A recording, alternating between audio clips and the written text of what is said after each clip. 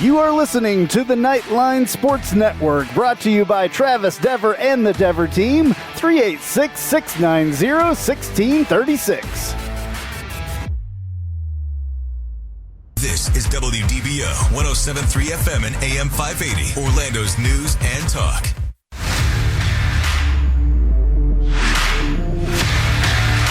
Welcome to Knightline at Night on WDBO 107.3 FM and AM 580. Night Nation's only call-in show goes live now. All right, hello Night Nation, hello Orlando. This is Andrew Phegley, and this is Knightline at Night. We're live from the Dever Team Studios, brought to you by Chad Barlaw, assisting injured veterans get the help they deserve. Give Chad a call, 407-599-9036, or visit protectingvets.com. You can also call Travis Dever for all your New Smyrna Beach real estate needs, 386-690-1636. We're also taking your calls, though. We would love to hear from you guys. 844-580-9326, 844-580-9326, or you can use the open mic feature on the WDBO app. Once again, Andrew Phegley, AP_Knightline on Twitter. I got Roger Phipps here with me this evening at Night Bengal on Twitter from the Santa Rosa Beach studios. Ben has the evening off. And you can find all the rest of our content on nightlinesports.com. We are going to be talking about UCF stuff predominantly, but UCF stuff predominantly also includes, Texas and Oklahoma trying to exit the Big 12 and go to the SEC and all that whole debacle that's going on in college sports as well, because that is the topic of the week or a couple of weeks. We're also going to talk, obviously, about the Florida UCF deal. I had to think there before I spoke. I want to say that I still kind of believe that that's a 2-for-1 deal, even though Terry Mohajir tries to say that it's not. So we will talk a little bit about that. We have a listener question that was posed to us about that, and we'll get to that a little bit later. But we would love to hear your thoughts, especially on the Oklahoma, Texas thing. SEC fans that are out there, what you think of that. SEC fans also. I would love to hear from some Florida fans, to be honest with you, what you think about the 2-for-1 or home and home and another game with UCF. I'd like to hear what you guys have to say about that. So I'm welcoming Florida fans. I'm not going to argue with you. I will not degrade you. I just wanted to talk to you about it. I want to see what you think about it. Because, we don't talk about that stuff very often. So it's time. So you can call us 844-580-WDBO, 844-580-9326 to talk to us about that. Anyway, Roger, my friend, what's going on? Hey, man, just hanging out, hanging on to the seat of my pants with all of this crazy news going on with both realignment. And obviously now we've got a finalized deal with the Florida Gators for that aforementioned 2-for-1. And I agree with you. It is a 2-for-1, despite what our AD, Terry Mohajir, says. Yeah, well, this is the way I'm trying. Let me get to the thing where I can find what he says. All right, I'm just gonna say what he says, because obviously we don't have him on here to say it himself. So these are technically, quotes with air quotes. I've said since arriving that we were in desperate need for our upcoming schedule. UCF Vice President and Director of Athletics Terry Mohajir said for the 2024 season, specifically, we had 3 options: play 11 games instead of 12, play two FCS opponents, or play Florida. We obviously made the best choice for our program and recruiting. Then he also said, once we were able to secure this game in 2024, we then proceeded to add the home and home series at their earliest availability. This is where he calls it not a 2-for-1, but a home and home series and an extra game. Now, that could make a little bit of sense, to be honest with you. If I'm going with that side of this argument, I will say that could explain the length between these games, because it's 2024 and then 2030 and 2033. So that could explain it. a little bit. So, I mean, that could explain that time gap. If that's the case, we shall see. It looks like a 2-for-1. It smells like a 2-for-1. It probably is a 2-for-1. But I'm going to go with what Terry Mahajer's saying here. So it's not a 2-for-1. It's a game. It's a road game in Gainesville. And then it's a home-and-home series in 2030 and 2033. So whatever. I gave you all of it right there. That's what I'm saying. Gave you both sides of that. So, I mean, obviously it's exciting for UCF. I think it's probably exciting for the Florida fans too. I'd love to hear from you guys. So, you know, it's a series that hasn't happened for a while. It's a meeting that hasn't happened for a while since 2006. That was the last time. It's only it'll be the third, fourth, and fifth time overall, from what they say. 99 and 06 were the last two meetings between the Knights and the Florida Gators. It's interesting to me, you know, actually, Andrew, you brought up something very interesting to me because I hadn't thought about the spacing as to whether that lends credence to I believe what it Terry does. was saying. I think it does because it didn't make sense before. That was the thing. It didn't make sense at all. And you're like, why are these games so far apart? This one, the 2024, that's 3 years away. That's not that far. But, well, I mean, 2 years, I don't know. I don't even remember what year it is. It's 2021, I know. But, I mean, is it because the Olympics, you know, it's still the 2020 Olympics and you know, blah, blah, blah. I know we're a year behind. So did we leave 2020 football behind or is it actually 2021 football now or it's 2021. So okay, so it's 3 years away season. Still.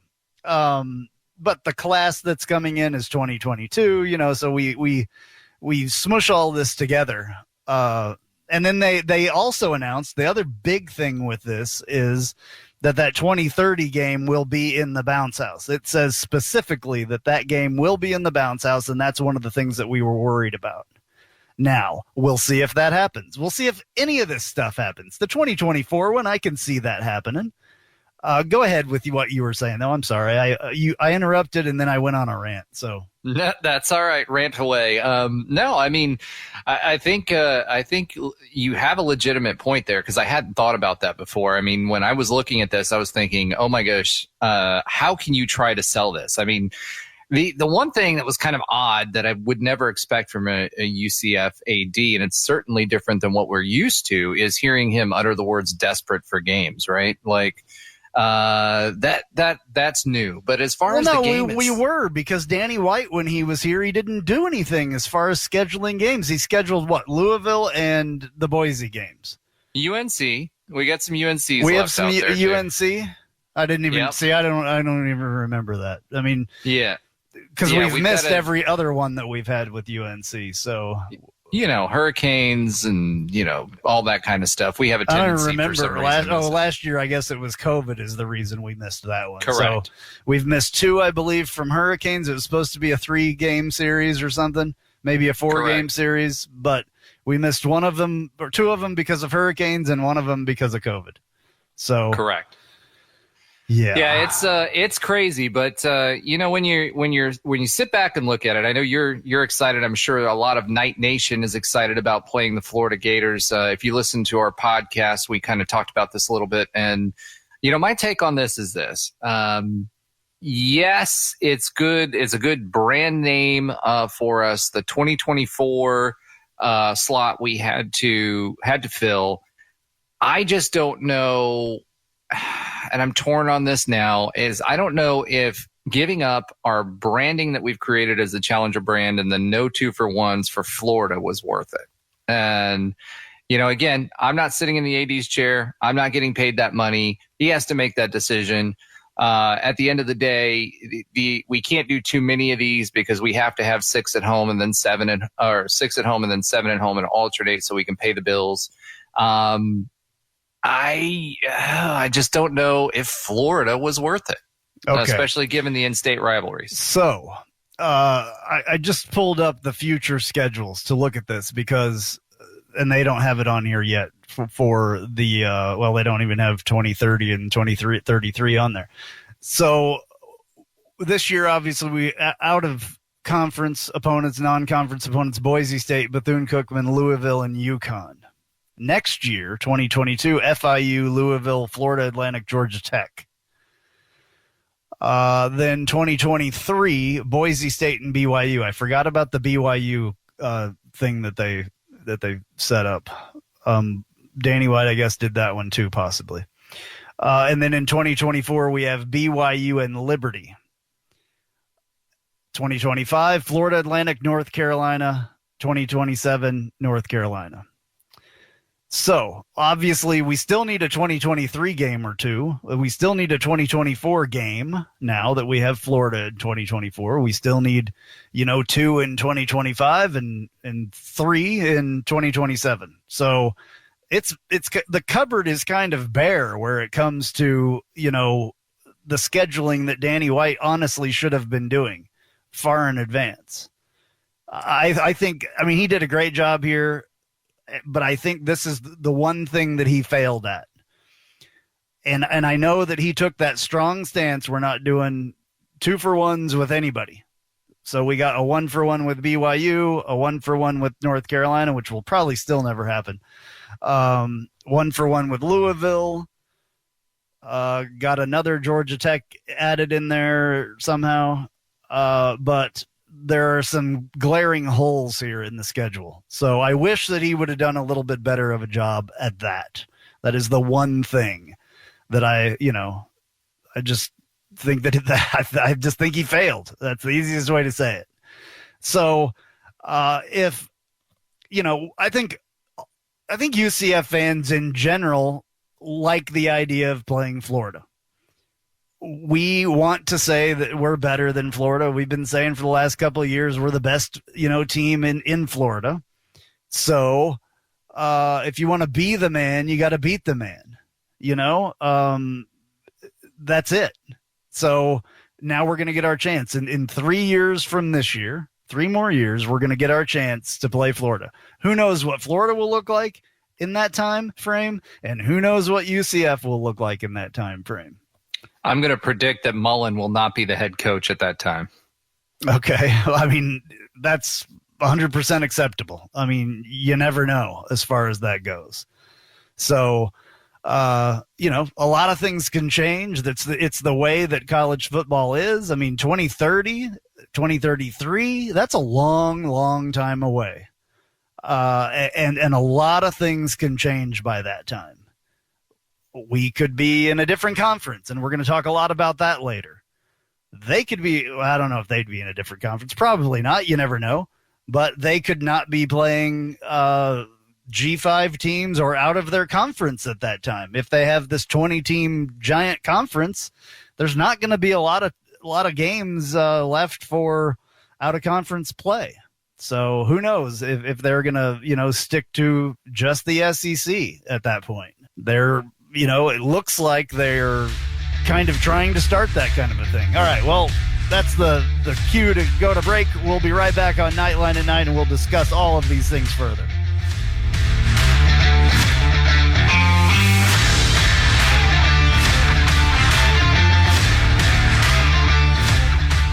An auto accident can change your life forever. At Chad Barr Law, we are raising the bar on what to expect from your personal injury attorney. Hi, I'm Chad Barr, and I want you to know that our entire team is dedicated to providing you with the representation you deserve in your greatest time of need. If you or a loved one have been injured in an auto accident, call 407-599-9036 for a free consultation or visit chadbarlaw.com. At Chad Barr Law, our clients come to us in need and leave as family. Offices Altamont Springs.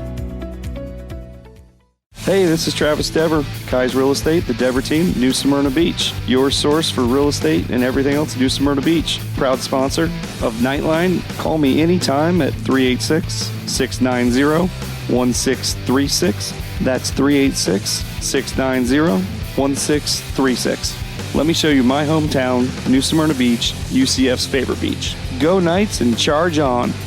Looking for more out of your Porsche? Look no further than Flat6Motorsports.com. They have the widest selection of aftermarket Porsche parts anywhere in the world. With over 85 product lines and in-depth expertise, Flat6Motorsports.com is your one-stop shop for any Porsche performance needs. Whether you're shopping for intakes, exhausts, suspension, or tuning, they have you covered. Flat6Motorsports.com is the premier Porsche aftermarket specialist. Check them out at Flat6Motorsports.com.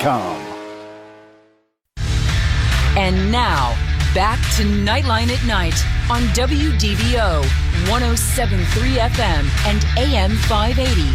Call now at 844-580-9326. All right, back on Knightline at Night. I'm Andrew Phegley, live from the Dever Team Studios, brought to you by Chad Barlaw. Taking your calls, 844-580-9326, 844-580-9326. Once again, I'm Andrew Phegley, AP_Knightline on Twitter. Got Roger Phipps with me at Night Bengal, and he's in the Santa Rosa Beach studios up in beautiful Santa Rosa Beach, Florida. You're right, it is. All right, we are talking UCF stuff and general college football stuff just because there's some craziness going on out there with college football in general, to be honest with you. Transfer portal, the national, name, image, and likeness. Name, image, and likeness. Yeah, National letter of intent. Yeah, I want to say national letter of intent every time I see that, but I know that that's not what it means. So name, image, and likeness. I always say NLI instead of NIL. Yeah, that gets me every time. Exactly. So those are big changes that the transfer portal's been around for a couple of years, but it's never been more prevalent than it is now. So that has changed college football. Definitely the national I did it again. That's all right. The name, image, and likeness thing will definitely change college football a little bit. We had the CEO or one of the guys from Dreamfield on a couple weeks ago and talked to him, one of the companies that is helping the student athletes, out with their name, image, and likeness stuff. And I feel a little bit better about it now, but I still have some fears about the name, image, and likeness thing. Especially my biggest fear is that players, after the game or during the game will have logos on their uniforms, or I don't know, gloves with their logo on it or whatever. And then they'll come up, and be interviewed on the sideline, and it'll sound like a NASCAR race. I'd like to thank so-and-so company and so-and-so company and so-and-so company when they ask them a football question. So I really don't want to see that in college sports. That's just my personal opinion. Take it or leave it. It is what it is. But this is my spot to tell you my opinion. So well, I will tell you this. I would love to see Dylan Gabriel jump off the podium into a NASCAR and do a donut right after a win. Well, yeah, that would be cool, obviously. Who knows? Maybe you'll see a college football player with his face on the side or the hood of a NASCAR car. You never know. It could be. That's true. Could happen. Speaking of NASCAR, there's a lot of new sponsors that are into that these days, and new team owners. Pitbull now is a team owner, and his team actually just bought one of the largest teams, Chip Ganassi Racing. Pitbull's group bought that whole operation from Chip Ganassi, and Chip Ganassi has been around a long time with NASCAR, and he's going to concentrate on IndyCar and the IMSA stuff that he does now instead of NASCAR. But Michael Jordan now is a car owner, along with Denny Hamlin, who's a current driver as well for another team. So they're crossing over. It's starting to cross over NASCAR. I'm a big NASCAR fan. Don't know about the rest of you if you are. I know that there's a bunch of NASCAR fans out there, though. So it's interesting. And I bring up that kind of stuff every once in a while, and we'll compare things, to NASCAR sometimes. So I just don't want to see that, though. I don't want to see these guys not answering the football questions, not answering the questions about their other sports that they're in, and just answering questions about, their sponsors, or just talking about their sponsors, going through a list of them. They have to thank all these guys are holding a Coke can, or holding a, whatever, Bob's water, or, Joe's fruit drink, or whatever. I just don't want to see that. I mean, Coke Zero has been on the podiums for UCF for a very, very long time. Right, and that's a sponsorship that the university has. Exactly. And so one of the things that has to happen, or that is supposed to happen, is that it is up to the colleges during the media appearances, as part of their responsibilities as being part of the team, to decide whether they can leverage the UCF logo in conjunction with another sponsor's logo. So I think UCF's been pretty open to that. So it'll be interesting to see how that manifests itself. But at the end of the day, I agree with you. I mean, if you start thinking about all the change that's happening in a very short period of time with college football, right? You've got the costs are spiraling for both the TV partners, and with all of this, all of these things, regulations going through the court system now that are changing, costs are going to go up and up and up. And I think what you're seeing is a little bit of consolidation of the brands to make sure that they're getting and keeping the most, the biggest games for their advertising revenue. So you saw what that did to the Big 12. I mean, Texas and OU officially put in their invitation, or not their invitation, but their application for the SEC today. So it is officially happening. I guarantee you this. If they didn't have all the votes they needed, they wouldn't have done that today. All right, got to take another break here. We'll be right back on Knightline at Night, maybe.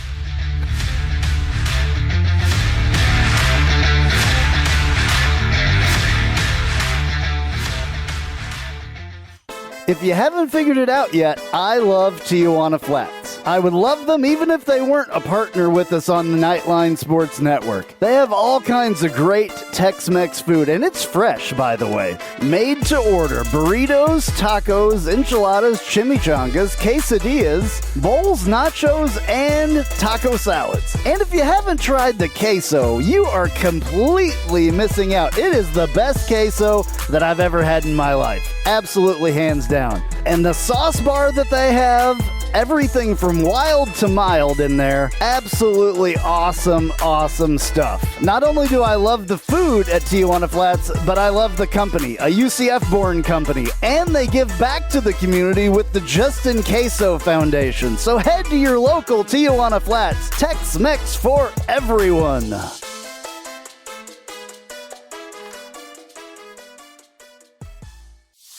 Hey Jeep Wrangler owners, have you ever sat in your office at work and watched the rain just pour into your Jeep because the weatherman said that there was a 0 chance of rain? Or you put your doors back on because there was a 100% chance and then not a drop of rain fell? Well, there's a company out there that can help take the worry away and give you the peace of mind to be without your doors. The company's called Life Without Doors. They make waterproof rain curtains and dash covers for Wranglers. Life Without Doors is there to help make the decision to leave the doors at home an easy one. Find out more at lifewithoutdoors.com.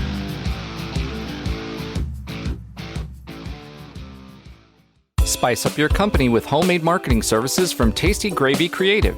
Tasty Gravy serves up a menu of budget-friendly marketing, graphic design, and public relations services customized to your specific goals. Co-owned by a UCF graduate, Tasty Gravy can help refresh your brand, strengthen your online presence, or reinforce your company's message. Contact Tasty Gravy for help with your website, social media, marketing, advertising materials, and more.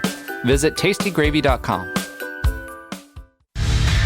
And now, back to Knightline at Night on WDBO 107.3 FM and AM 580. Call now at 844-580-9326. All right, back on Knightline at night. I'm Andrew Phegley, live from the Dever Team Studios, brought to you by Chad Barlaw. Assisting injured veterans get the help they deserve. Give Chad a call, 407-599-9036, or visit protectingvets.com. You can also call Travis Dever for all your New Smyrna Beach real estate needs, 386-690-1636. We're taking your calls, though, 844-580-9326, 844-580-9326, or you can use the open mic feature in the WDBO app. Once again, I'm Andrew Phegley, AP_Knightline with a K on Twitter, and got Roger Phipps with me at Night Bengal from the Santa Rosa Beach Studios, and you can see all the rest of our content and hear it on nightlinesports.com. So I was speaking with a friend on Twitter during the break, and I was reminded of how long this game, the 2023 game, or 2033 game, will be. And I was thinking about that just for a second. I'm like, wait, that ends with a 3. I was born in 73. I will be 60 freaking years old when that game takes place. That's a long time. I'm 48. 60. I'll be 60 when that game. That blows my mind. You'll be ready to retire soon. Well, I hope so. This person was talking about a nephew that starts kindergarten this year will be a senior in high school when that game takes place. Think about that. That's a long time. It's a long time to schedule a football game. A lot of things can happen. The point is that I'm getting to about this. We mentioned the Texas and the Oklahoma thing. You mentioned it right before the break. Things could change in college football a lot between now and then, and they're changing very quickly as we speak. You mentioned that they put their official, application or whatever into the SEC. So, yep. I don't know if that goes through or not. It probably will. So everybody's saying by Friday they will be official members of the SEC. That's crazy. So what does that do to the rest of college football and college sports in general? It just doesn't just concern football. There's all kinds of other sports that will follow that. All the basketball teams, the volleyball teams, the tennis teams, all those teams that those schools have will be SEC teams. It's not just football. So that leaves some space in the Big 12. Will the Big 12 implode and all those teams go other places? Will the Big 12 add other teams? Will some of the Big 12 teams go to other conferences, which Kansas and Iowa State have already pretty much made their intentions that they would be interested in the Big 10? Or Kansas, Iowa State and Kansas. I don't know if I said Kansas State. Iowa State and Kansas, though, would be interested in going to the Big 10.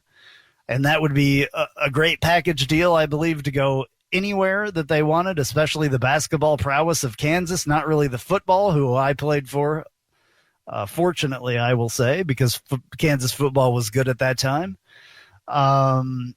So there's wide-ranging implications of all of this.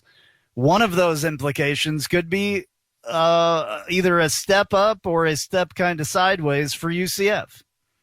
One of those things would be possibly if the Big 12 that has, an automatic bye, or they're a Power 5 conference, they make tons of money, much more money than the American does. Maybe they'll take 3 or 4 teams, 2, 4, 6, who knows maybe they'll try to get back to 12. But the best teams that they could take are maybe a couple independent teams, maybe some teams from the American, UCF being one of those, I would think. But you got to ask yourself, with the instability or lack of stability, I should say, that probably sounds a little bit better. The lack of stability of the Big 12 for the last couple of years, for the last, 10 years. And then after this, does the Big 12 hold on and be able to continue with what they have and add the right teams? They haven't really been great at doing that. Do they want to split all that money that they have with other teams, that aren't in the conference now? Also, does the TV contract work out for them, where Fox, I believe, has most of the Big 12? Does Fox continue to pay them the large amount of money that they're paying them when Texas and Oklahoma leave? And ESPN a little bit in there as well, because Texas had a deal with ESPN. Those are all the questions. The other question is that I believe might happen. This is a scenario that I see, is the Big 12 implodes and all those teams that are in the Big 12 go someplace else.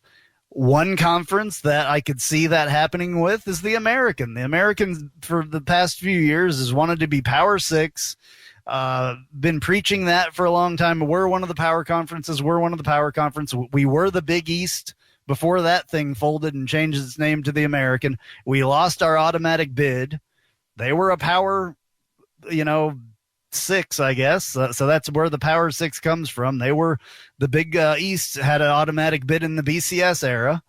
So UCF took advantage of that one year and, went out to the Fiesta Bowl and whooped Baylor out of the blue. Nobody saw that coming, except UCF fans, of course. I was going to say, a few people saw it coming. Yeah, well, not the Baylor fans and not the rest of college football. None of them saw that coming. I read for weeks how it was just, they were going to destroy us. It wasn't going to be fair, blah, blah, blah. So we proved them wrong. I think we proved them wrong again when we played Auburn in the Peach Bowl a couple of years ago. So Mike Oresco, the what do you call him? The commissioner, thank you, of the American, has said that he's going to go on the offensive, and he wants some of those Big 12 schools to come to the American. There could be a merger between the American and the Big 12. I could see that happening. You never know. So that's, I guess, what we're going to talk about, because there are a lot of different scenarios. The UCF is in a great place right now, I believe. It just depends. Are they going to go with, is the American going to make their push? Is the Big 12 going to make their push? Do the Big 12 and the American make their push together? Who knows what happens? So it's going to be exciting and like nerve-wracking at the same time, I think, because this is uncertainty is like the worst thing as far as I'm concerned. You kind of want to know where you stand. You kind of want to know what kind of money you're going to be getting in the next few years. And this kind of puts it all up in the air. So, Roger, I'll let you have a turn here and talk a little bit about that. Oh, that's a lot of questions, Andrew. I'm telling you, that's the thing. Yeah, there's a lot of uncertainty. And listen, folks, here's the thing.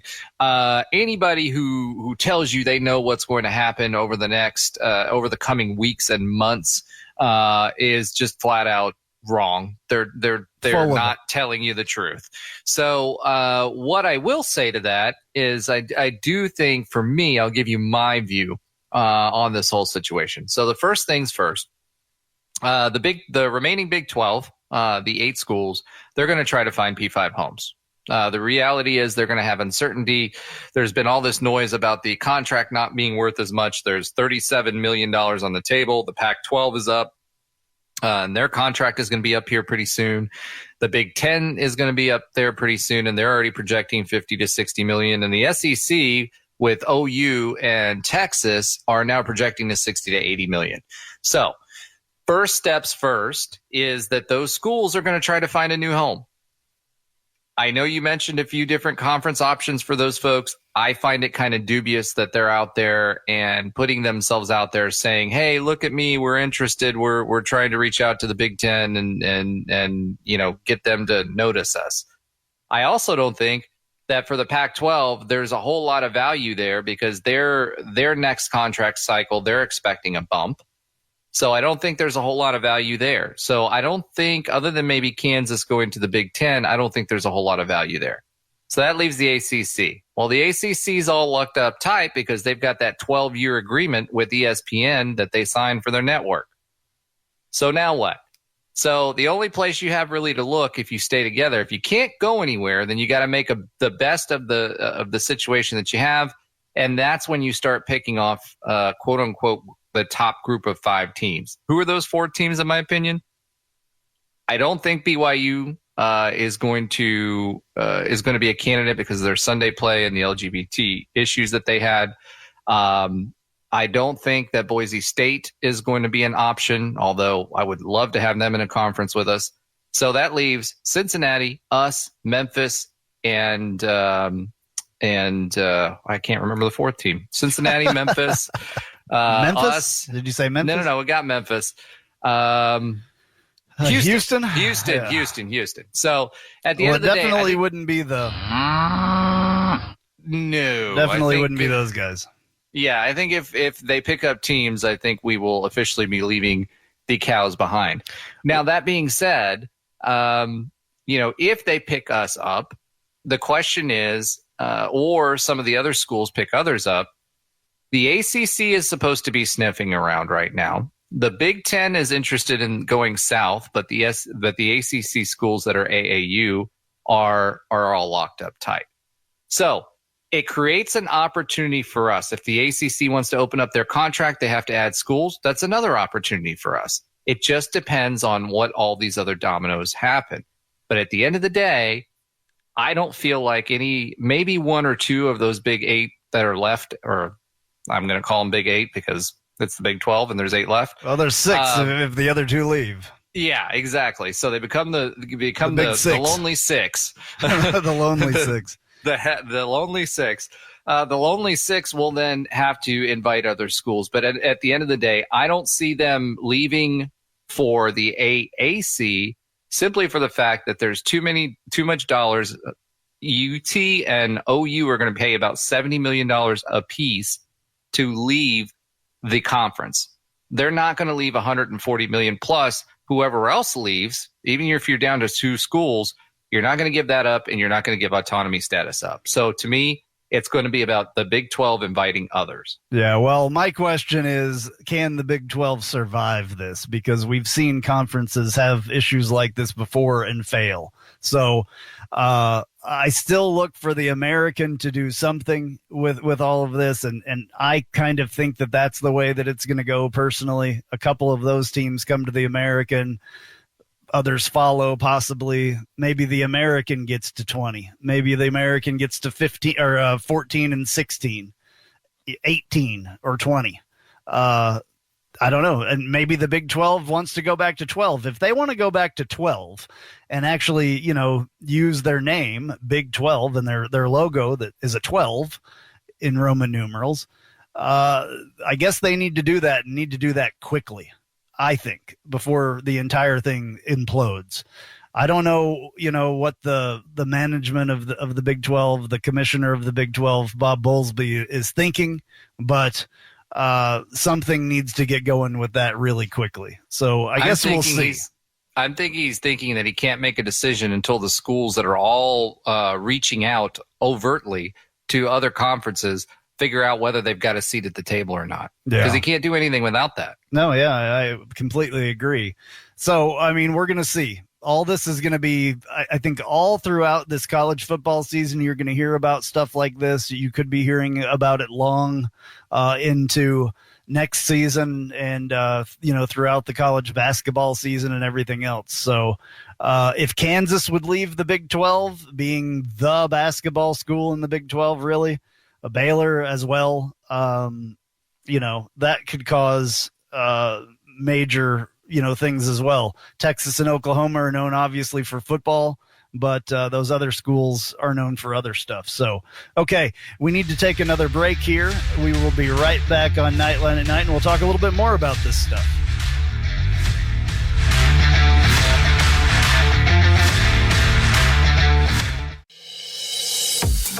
I'm Jeff Allen. Join me each and every week on the Knightline Sports Network for the AAC Report. We bring you in-depth coverage of each school in football, basketball, baseball, softball, soccer, golf, tennis, and more, as well as bring you insider interviews and focus in on the biggest games and news of the week. That's all right here each week on the AAC Report, only on the Knightline Sports Network.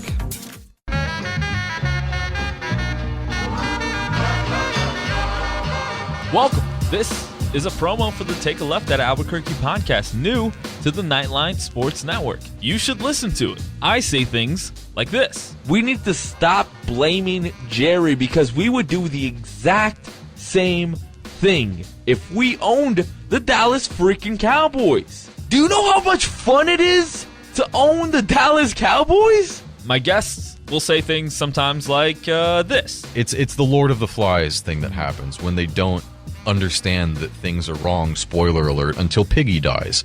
Lord of the Flies has been out for like 100 years. I don't even know. Yeah. Sorry to everyone at home who I spoiled the book for. A book's been out for like 90 years or something. And sometimes, rarely though, I'll say really stupid things like this. If they don't make it out of the West and the Raptors get to the finals, I will go on either this show or whoever's show and say that Kawhi Leonard is overrated because I have too much evidence of it. New episodes drop every Friday with me and some of my good friends right here on the Knightline Sports Network. And now, back to Knightline at Night on WDBO 107.3 FM and AM 580. Call now at 844-580-9326. All right, back on Knightline at Night. I'm Andrew Phegley, live from the Dever Team Studios, brought to you by Chad Barlaw. Got Roger Phipps here with me at Night Bengal on Twitter. I am Andrew Phegley at AP_Knightline on Twitter. You can find all the rest of our content on NightlineSports.com. I think I said that before. Normally don't say it right then, but I did. So whatever. It's a plug. Yeah, it's our show. I made it through those things a lot easier. Those intros tonight, amazingly. Normally, I don't do so well at those, even though I've got them right on this big screen in front of me. So we're talking about UCF stuff. We talked a little bit about Texas and Oklahoma and the ramifications if they go to the SEC, what that could mean for UCF. We talked a little bit earlier about the Florida UCF thing. We need to ask or answer a question that I was asked earlier by a friend, Andrew, that calls in a lot. Andrew from Oviedo calls in a lot. He wasn't able to call in tonight, but he did send me a question. Will the series with UF being official, do you think all those games will be played? I think that the first one will be played, and I don't think that the rest of them will be played, but because I think that we will be in a different conference. I think that is the real reason why those games will not be played, because we will have our Power 5 issues taken care of at that time, and maybe we're looking for lower teams at that point to play, because our whatever Power 5 conference that we're in at that time, that's a long time. And I would hope and pray that we are in a Power 5 conference or whatever it is, that it may be Power 4, it may be Power 2. Who knows by that time? It's a long time. So that, and then we have to do our, do you want to answer that as well, Roger, to Andrew? Yeah, I'll be brief because I know we still have to do our hot take, Tijuana Flats hot take of the week. So I'm excited about that. But in general, I don't think that we will play all of these games. We may end up playing the second one in Orlando. I think we would keep it regardless of conference affiliation. I know that with the SEC is now going to have to up the number of conference games. So it'll be interesting to see how much availability they have. And like you said, we have no idea what 2033 is going to look like. Okay, time for the Tijuana Flats Hot Take of the Week. Welcome to the Tijuana Flats Hot Take of the Week. Visit TijuanaFlats.com for takeout or delivery, or visit your local Tijuana Flats. Tex-Mex for everyone.